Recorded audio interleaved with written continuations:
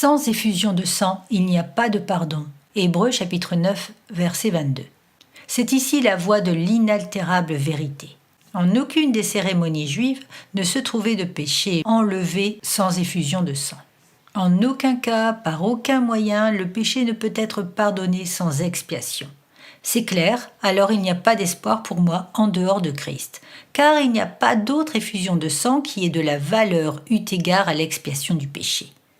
Est-ce que je crois alors en lui ?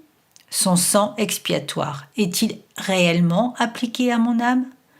Tous les hommes ont péché et ont besoin de lui. Quand nous serions la meilleure morale, la plus grande générosité, de l'amabilité, du patriotisme, la loi ne sera pas changée pour faire exception pour nous.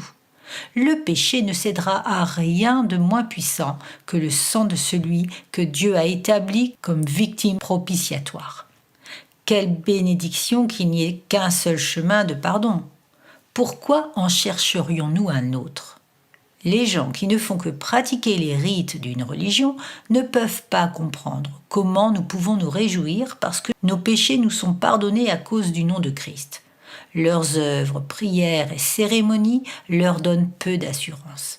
Ils sont même mal à l'aise car ils négligent le grand salut, s'efforçant d'obtenir ainsi la rémission sans le sang. Mon âme, retourne à ton repos et contemple la justice de Dieu comme une limite au péché. Regarde le châtiment de nous tous tomber sur le Seigneur Jésus et sois dans une humble joie et baise les chers pieds de celui dont le sang a fait pour toi l'expiation. C'est en vain que ta conscience s'excite pour s'envoler vers des sentiments et évidences de confort immédiat. Cela, c'est une habitude que nous avons prise en Égypte sous le joug de la loi. La seule voie de restauration d'une conscience coupable est un regard sur Jésus souffrant sur la croix.